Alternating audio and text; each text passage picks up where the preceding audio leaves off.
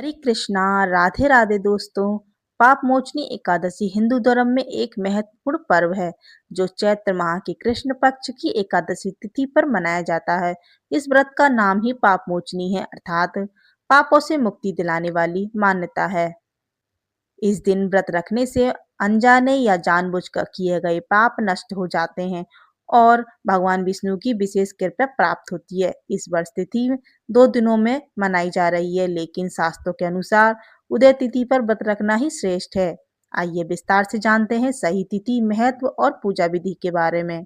पंचांग के अनुसार चैत्र कृष्ण एकादशी तिथि 14 मार्च 2026 दिन शनिवार को सुबह 8:10 से शुरू होगी और 15 मार्च 2026 दिन रविवार को सुबह 9:16 तक समाप्त होगी।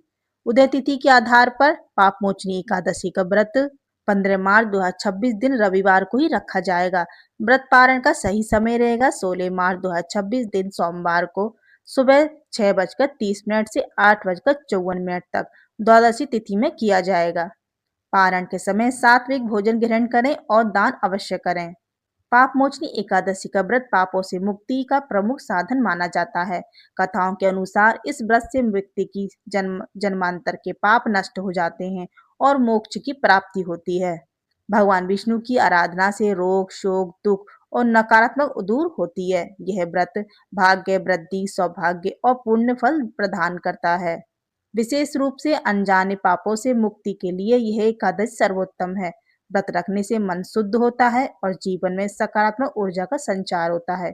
भक्तों को विष्णु भक्ति और तुलसी सेवा का विशेष महत्व होता है। आइए जानते हैं एकादशी पर पूजा विधि के बारे में।